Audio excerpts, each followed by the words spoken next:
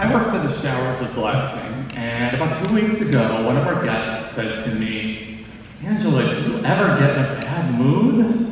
And I answered with an emphatic, "Of course, all the time."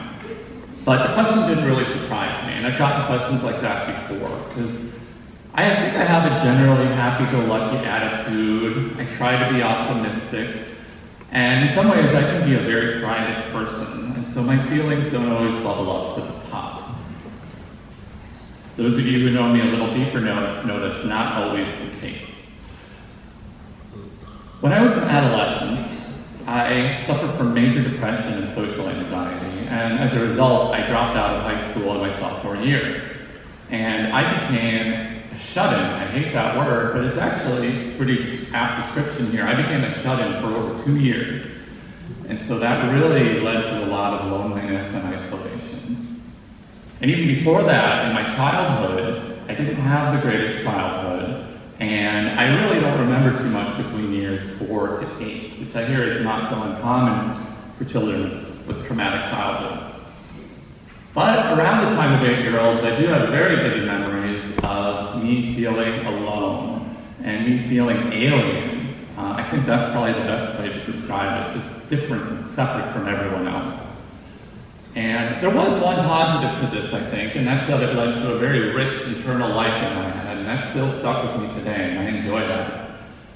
But it's also led to me really holding in these feelings and not letting them come to the surface, and that's also stuck with me through these years.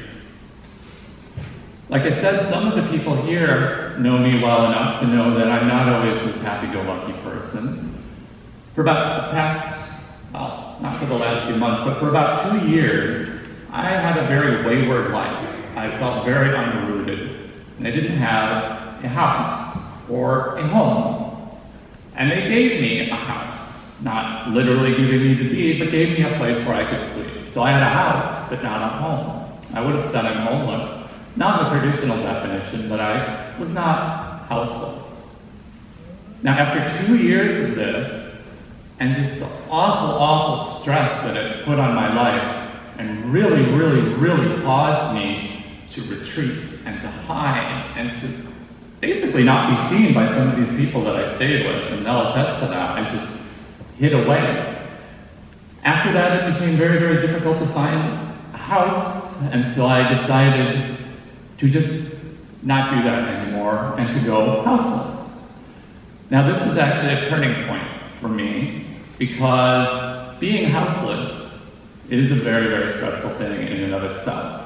But having this 2-year prelude before that really made me feel good about getting rid of it. There were other challenges, it was difficult, and I don't want to romanticize or trivialize this, because a lot of people have a very different experience, but that 2 years really made it seem almost like a good thing. And at that time I would say I was houseless, but not homeless. I found a home within my little place in the woods. And if you've ever chatted with a houseless person, you know that your spot is you're very protective of your spot. And I really liked my spot. There was a skunk, a couple skunks, and they were really cute and I loved them. A rat who ate my food, which I was not so happy about. I saw some raccoons, lots of birds. It was really, really helpful. And I won't even get into it, but I left that home for another home in a van, which was good because I don't know how much longer I could have done that. And the reason why I'm bringing this up when I'm talking about home is that it gave me a good emotional state, a good grounded state. My first two levels of Maslow's hierarchy of needs were met, and then I could build on this third level. And I had a good grounding for that, actually. 2 years before, about 2.5 years ago, I joined this very community. And I just have to say, I love this community, and I love you all. I look forward to every Sunday, not just to hear Julia's inspiring words and insightful words, but also to see you and chat with you. I actually enjoy socializing. I was really surprised by that when I look back on it. And so I found a home here. I don't have a lot of family, and so I consider y'all my family. And I'm very, very grateful for that. And also around the time when I joined this community, I found another community that I feel very akin to and feel is also a spiritual home for me. Our very own Ken Ralph gave a reflection up here and a little call to action for people to come volunteer for the Showers of Blessing. And I thought, this is perfect. This is just what I need in my life, not in a sarcastic way. And I came and I became a volunteer. And that has been wonderful as well. I've met very many great friends in the houseless community and many great friends who are volunteers, many of which are from here, because you know if there's a social justice action happening, UUs are not far behind. But many other volunteers from different faith communities and from not-in-faith communities as well who found out about this. That's also become my spiritual home, in addition to the Unitarian Society of Santa Barbara. And I just have to say that I feel very grateful for that. These people, you all, are my family. And I've heard it once said that friends are the family you choose. And I feel grateful that I've been able to choose such a wonderful family. This Thanksgiving was actually the greatest Thanksgiving of my life, I think. And I worked all day, 10 hours, no break. Don't call the labor work. But it was wonderful, it was my choice, and I had so much fun with it.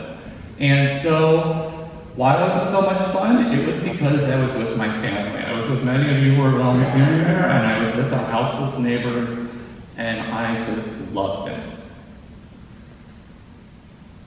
Loneliness is a very, very, very painful emotion. I've been through a lot of physical pain. I had a kidney stone, a tonsillectomy with that awful new procedure where they burn it off and it hurts like hell while it heals.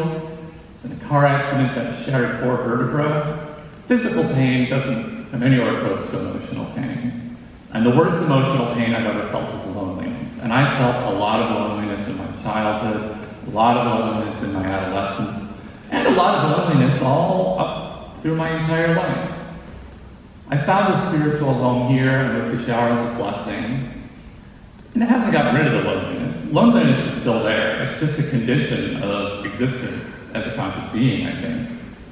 But it's gotten rid of that horrible, painful feeling that I feel around the loneliness.